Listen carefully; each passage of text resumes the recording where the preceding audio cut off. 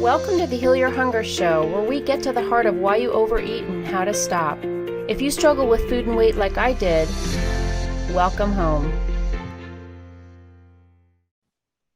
Welcome everybody to the Heal Your Hunger Show. It's a great day to be alive, and I'm so happy to have you here, and I'm super psyched for my guests. So thank you for joining us. And before I introduce the beautiful Rose Cole, I want to just say, please, if you haven't yet, hop over to the Heal Your Hunger tribe and join us there. That's where we continue the conversation. I give you updates on cool things happening with Heal Your Hunger and special trainings. And who knows, maybe I'll have my guest over there as well. So yeah, this is really exciting. You know, I'm at a retreat right now, hence the, if you're watching, the forest background. My previous show was done in the forest as well. And here we are in the beauty and splendor of Santa Cruz, California. And we're here at a very special retreat. And since I love this woman so much, and I love her message and her essence, I thought how beautiful it would be to have her share with you here today. So a little bit about Rose. First of all, hey, Rose. Hi. Thanks for being here. I'm honored to be here. Thank you so much for having me here in your sacred tribe. So lovely to have you here. Now, Rose is a modern day medicine woman, truly. She's been facilitating healing for over 20 years, and she's been featured on popular TV media like MSNBC and E! Entertainment. She co-authored a book with Deepak Chopra and Andrew Weil. How cool is that? And she herself was an emotional eater and has healed herself from a traumatic childhood. And I think we're going to get into that a little bit today. But she now helps others around the world heal and become healers and spiritual leaders themselves. And she, you know, I had the incredible pleasure of meeting you over a decade ago. Right? Amazing. And yeah, and you were doing slightly different work, and then you had this amazing, you know, growth and transformation, as we tend to do if we're conscious and trying to grow. And now, I mean, it's amazing the work that you do and the incredible space that you provide for healers to become, you know, who they're meant to be. So thanks for being here, Rose. Thank you so much for having me. Yeah. So let's start out with your story. So you're an emotional eater. Let's talk a little bit about that. Yeah. I just remember sitting on the floor of my kitchen one time, and I had food all around me, and I had a jar of peanut butter, and I had the spoon in the peanut butter, and I would pour honey or agave nectar in the jar, and I ate an entire jar. Oh yeah. To the point where I was going to puke. Yeah. And then I would just wait, and I would let it settle a little bit, and then I would eat more. And that would go on sometimes for hours or days. And it would just started this vicious loop of eating and then feeling guilt and shame and being mortified for anybody to know. And so then I would eat more, and then I would feel more guilt and shame. And it was just this perpetual cycle. Yep. And not knowing what was really underneath it and fueling the whole thing. So I just felt like it felt like I was in a nightmare for most of my life. Nobody knew that I had this cycle. It's such a shameful, secretive thing, isn't it? It's so sad, you know. And the amazing thing for me is that everybody thinks they're the only one. You know, it's like right? We all think we're the only one, and that's why Heal Your Hunger is so important, because we need to realize, you know, go to the tribe, hang out with people who have been there and done that, and you realize, oh my God, it's such a universal condition. Yeah, it's an epidemic, really. No question. Yeah, and when we can bring it out from the darkness and the closet and bring it out into the light of day, we can all start to support each other and to heal. That's why it's so important and amazing, this work that you're doing and bringing this to the world. Thank you so much. So you used to be really straight up, like really helping people with nutrition. And then let's talk about, because I knew you as you were starting to become, you were that caterpillar becoming a butterfly. So let's talk about that. We all? Yes, it's true. Well, the first thing that caused a spiritual awakening for me was holistic nutrition. And I had such a profound awakening that I had to go back to school and study nutrition and help others do the same. But over time, I kept evolving and growing, and I had a series of spiritual awakenings, and now help people to step into their shamanic abilities and become healers. And so my work has evolved over time. I did holistic nutrition for like 15 years. And now I still incorporate a lot of holistic nutrition in what I do, actually. Okay. But it's really about becoming a healer and a spiritual leader and activating your shamanic abilities. So that's what I'm doing more now. But a lot of the same things that I teach are universal.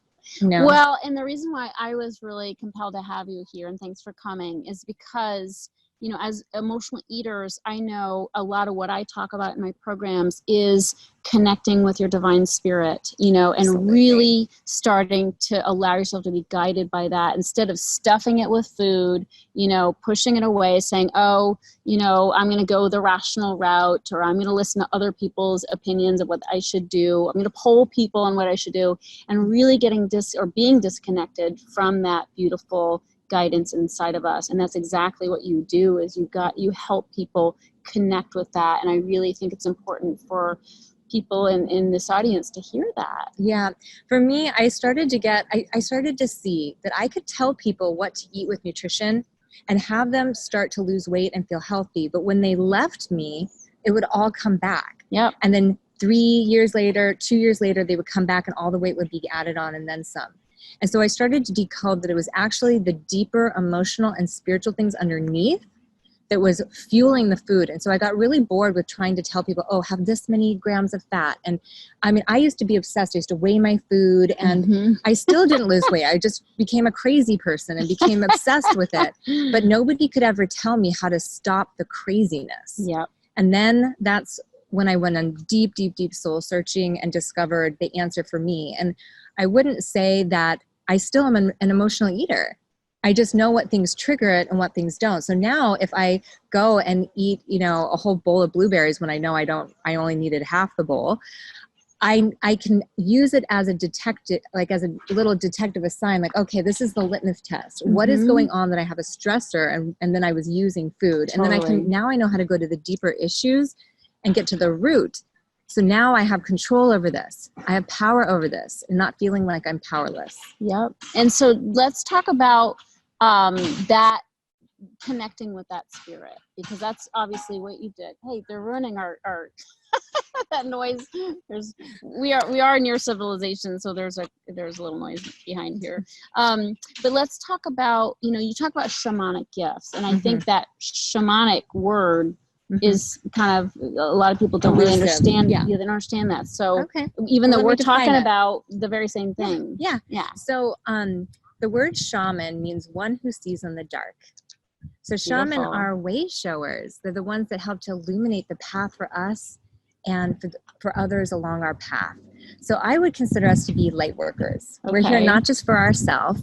We're here to illuminate the path for others. And I find that most of us light workers had some kind of trauma in our past where we overcame it so that we could be able to relate to other humans and see what it is that they need to heal and to assist them. And so it's part of the journey of being a healer and being a light worker, is to go through your own trials and tribulations and rise above them so that we can then lead the way.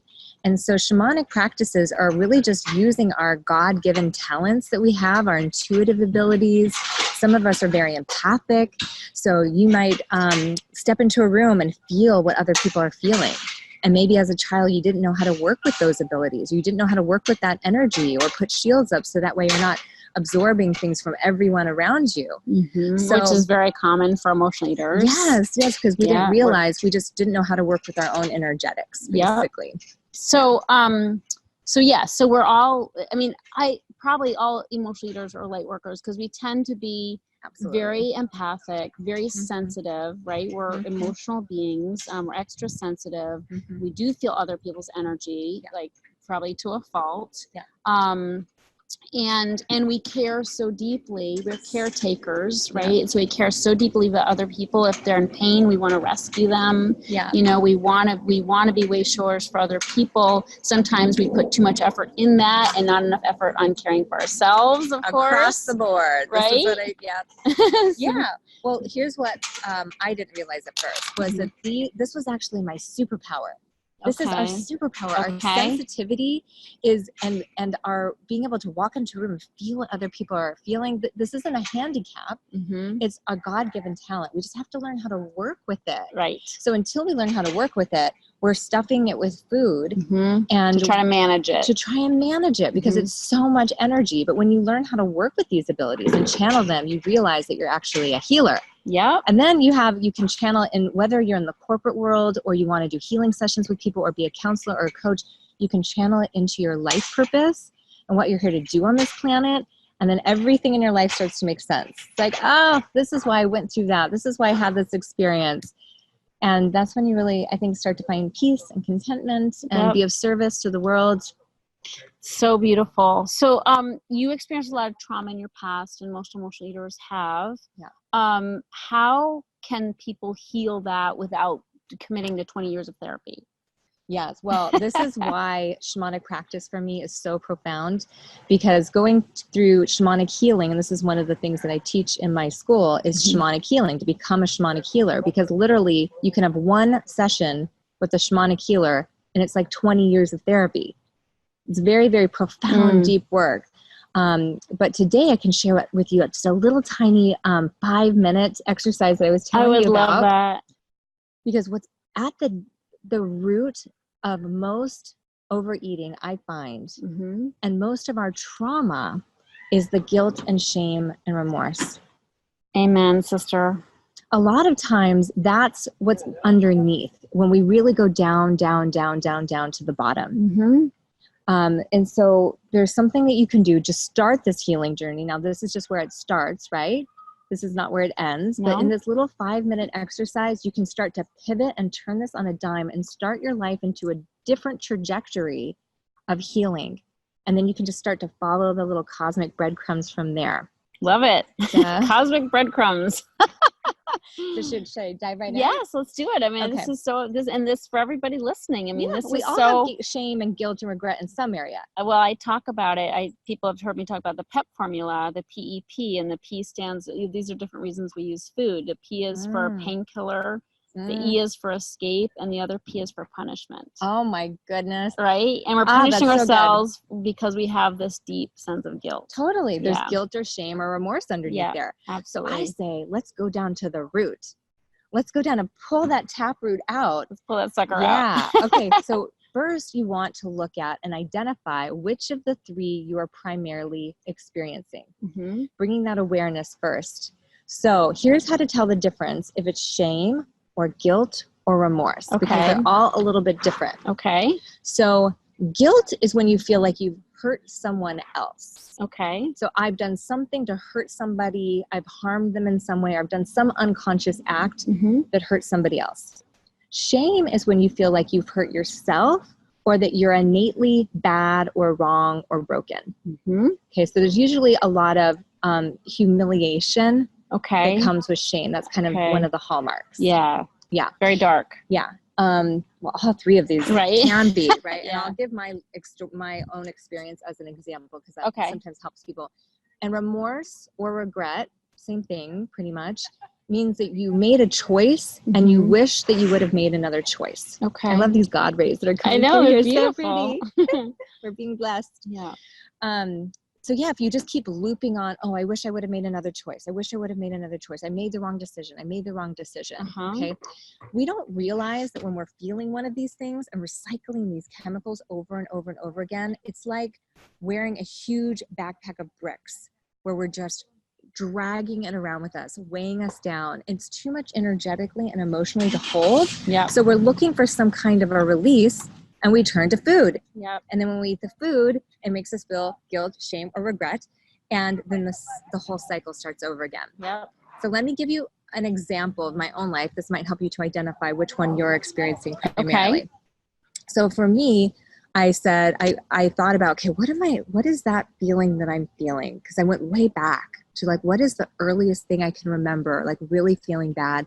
And I remember feeling a lot of emotion and darkness around having sexual trauma when I was just under 6 years old. So I went, is it remorse or regret? Am I looping on thinking that I made a bad decision? No, that's not it. So you can go through like process of elimination. Sure. So then I went to, okay, is it guilt? Because I used to think it was guilt. But then I realized, no, I don't feel like I harmed somebody else or did something wrong to somebody else. So then I went to shame. Do I feel like I'm like bad or broken or dirty or like something's innately wrong with me? And I remember the moment that it hit me and I realized that it was shame, my eyes just welled up with emotion and it just hit a chord. There's like a chord that it will hit inside where it feels like at a tender place, and you might feel a little release of some kind of emotion. Yeah. Like my eyes, are getting a little teary eyed just thinking about that moment. Yeah. and that I could feel the humiliation. So that's the first thing, Okay. is to identify which of the three it is. Mm-hmm. Once you identify it, then believe it or not, it's the same solution for all three. This is how you clear it. You can start the healing process within 5 minutes. And this is all you have to do. You identify which it is, and then you stop, you feel it and look at it fully. Okay, because what most of us do is as soon as we start to feel it, where's the peanut butter? Yep. Distract quickly. And as soon as you move away from it, it gets stuffed in and then it will come back again. So instead you turn towards it, and this takes a lot of courage. It only takes a few seconds or a few minutes to turn towards it, and just keep breathing and feeling it. And then ask yourself, with all three of them, what is the lesson or learning or different or choice or decision that I want to make? What is the treasure? What is the real message or learning in it? I love that. So all three, it's the same question, but it looks slightly different. If it was a decision that you wish you made, like let's say you didn't go to your mom's birthday and you've just been looping, you're like, oh, it's actually remorse that I'm feeling. Then you would stop and say, okay, what is the lesson?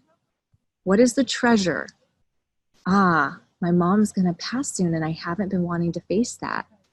I'm going to feel that fully. Wow, I've been avoiding seeing her because she's going to be passing soon. I'm afraid to face it. I got the treasure. Treasure meaning the lesson, the lesson. Gold nugget. Yep. The gold nugget. The thing that's that can trying to release you. show you. Yeah. Because it's just trying to show you. You know, the guilt, shame, and remorse. All it is, like on your computer when you're there needs to be an update. There's a pop-up window. Yeah, I and love it goes, that analogy. Pop-up window, hey. And most of us don't even read it. We just exit out. Right. And then it keeps coming up. Right. Instead, if we stop and we really read the pop-up window, and then all that needs to happen is like we need to click the link and allow there to be an upgrade because there could be viruses or something on our computer. It's the same thing. There's just outdated software, but it's trying to show us that something is incomplete. There's a lesson or learning or nugget underneath that we just haven't been willing or able to see and fully receive. Once you get the lesson, you can move through this very quickly, actually, and it won't have power over you anymore. So let's say with your mom, the lesson is my mom's going to pass soon, and I've been avoiding seeing her because I don't want to face her death. Mm-hmm. The second part here's the second part. Is there a different choice or different decision that I want to make? You know what? I'm going to book my ticket now for her birthday next year, and I'm going to send her a card, and I'm going to go see her in 2 weeks. Take some action. You just make a different choice. Yep. You make a stand for what that different choice is. Now, let's say it's guilt. Oh, yes, I hurt my sister when I was 10 years old. I did this crummy thing to her. I'm still feeling guilty. I'm still feeling bad about it. Mm-hmm. So you got the lesson. You got the nugget. There is something that I did unconscious or with the limited perspective that I have or that I'm not proud of. Mm-hmm. Then the second part is the same. What different choice do I want to make? You can go back and clean it up with that person, or what would be vibrationally aligned to right that wrong. So you're either going to go back, clean it up with that person, just apologize, make amends, mm-hmm. or if they're no longer with us, you can create a ceremony, pray to them, release it, forgive them. Or if there's no way, like let's say it's a person at a grocery store and you did something crummy to them and you're never going to see them again. Well, maybe I'm going to go and do this nice person thing for this other person over here to right that wrong. Mm-hmm. Beautiful. And I'm going to show you what to do after you do these as a final step, but we're going to wait. Okay. So shame looks like this. You again, look for what is the nugget? What is the lesson? What was this pop-up window trying to teach me? There's a lesson here. So for me, when I looked at it and went, it's shame. Okay, I do feel broken and bad and dirty and wrong. But then you ask yourself, is there anything really broken, bad, or wrong, or something that I need to take a look at, that I maybe need to reassess? Because we do want to look at ourselves, right? Yeah. We don't want to just become sociopaths where we just do bad things to people and we don't do anything wrong. Sometimes we feel guilty or shame for a reason. Yeah. We feel shame because there is something that's amiss that we need to reassess. Yep. In my case, I looked at it and went, wait a minute, I didn't do anything wrong. I was a 6-year-old child that just got something tangled up. Yeah. So the lesson was this whole time, up until my late 30s when I got this, I had been carrying the shame, thinking that something was wrong and that I was bad when there really wasn't. That's so common with abuse, isn't it? We just project and we just take it on and blame ourselves. Yeah. So when I got it, I was able to click. The lesson is there isn't anything wrong with me. Yeah, I'm not bad. I'm not bad. Yeah. And it just so clicked. important. Now, let's say you did do something like you've been lying to people or you've been taking money or doing something unethical and you realize that all you say is, there is something that I want to adjust. Yep. Then what are you going to do about it? The last question is the same. Okay, what is the different choice I want to make and making that commitment to the choice? Now, here's the beautiful part with all three, okay? Let's say you've got the lesson. Yeah. You got the nugget. You've made a different choice. You've made a commitment. Here's the answer to all three of them. You then release and forgive yourself. And what you can do is actually baptize yourself. You can actually create a moment where you decide, baptizing in whosever name you'd like, that you are going to release this, that you're no longer going to carry this. Beautiful. You can literally go into a lake or the ocean or into your bathtub. Yeah. And you can say, I'm going to dunk myself. I'm going to rinse this away. And when I come out, you're creating like a threshold for yourself. And I'm no longer taking this with me. Beautiful. Or you can just draw a line in the sand and say, I'm going to stand here. And when I step over this line, this is complete. Something symbolic, which is washing it away, releasing ourselves from the burden of it. Yeah, like you're creating a little ceremony. Yeah. Yeah, and so forgiveness means I am complete with this. It doesn't mean that you're making something okay that somebody did. You're just saying, I'm complete. I'm no longer going to carry this. Yeah. And that's how you pull it out from the root. You can write this on a piece of paper and burn it. You can hold a rock and infuse this into this rock and throw it into the ocean. But you're creating something simple in your outward reality to create that threshold and say, I am complete. I'm Beautiful. complete with this. Beautiful. I love it, Rose. It's so beautiful. So simple. Yeah, and so important. We have to do this healing work in order to heal. That's why diets are so silly, such a silly solution, because they don't solve anything. 98% of all diets fail. Not getting to the root. Yeah, and we continue to hate ourselves. We continue to beat ourselves up. Even if you're not beating yourself up with food, we have so many different ways to sabotage ourselves, with money, with shopping. Go to shopping. I went to shopping next. Yeah, before TV binging, we've all done it. Yeah. So I love that self-healing tool, and it's just so beautiful. And it's really taking a new perspective on something we've had the same way of looking at for so long that's not serving us. So, and a lot of us thought also, here's just a little thing about that we had to go to a church. And I don't have anything wrong with any churches. It's just a lot of churches ingrained, and you have to go to them to be baptized. And actually, you can baptize yourself, and you can start over again and forgive yourself as many times as you need to. We can actually take that back for ourselves, and we can actually baptize ourselves. This is really about empowerment as well. Yep. Yeah. Self-care and self-healing. So thank you for that. If you are suffering from any kind of guilt, shame, or remorse, this is so important. And we all are. And every day, as emotional leaders especially, we beat ourselves up over so many things. Yeah. So if we can start getting conscious of that, that rant in our heads about why did I do that, or that was so stupid, or why did she do that? That was so mean, or whatever. It's like we have so many things going on in our minds that we can begin to heal if we just get conscious of it and use this technique. Just weeding our garden, just keeping in touch with these things that come up and systematically healing and keeping an eye on them. Yeah, and it's easy, easy to talk about, not easy to do. So definitely, if this speaks to you, don't do this alone. It helps. You can do it yourself, but it helps also to be among other people who are doing it. And Rose has cultivated a beautiful community of people who are on this path of shamanic healing. And of course, I have the Heal Your Hunger community and people in my programs. And it's just really important to know that together we can do so much more effectively what we're always trying to do alone. And we're here for you. And will you talk a little bit about your academy? Yeah, I would love to. Well, my website, may I give my website? Please. If you'd like to stay in touch, my website is rosecole.com. That's ROSECOLE.com. And you can find information about working with me or my programs. But I have a school called the Shamanic Academy. And it's a year-long training for light workers to step into their healership. So I teach you quantum healing tools to heal yourself. And then what's so beautiful is you become certified in shamanic healing, and then you can go out into the world and help others. So you get to channel all of this into your life purpose and really uplifting others in humanity. Love it. It's really powerful. Love it so much. Well, thank you for blessing us with this beautiful message and technique. And thank you all for listening and tuning in once again to the Heal Your Hunger show. And I just really thank you, Rose, for your friendship and your love and the giggles we have, little ribbing we do to each other.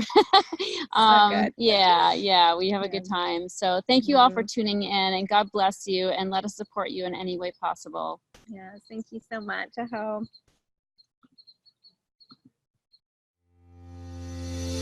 If you enjoyed this podcast and want to get free support, insider health info, exclusive invites to events, and more, visit healyourhunger.com.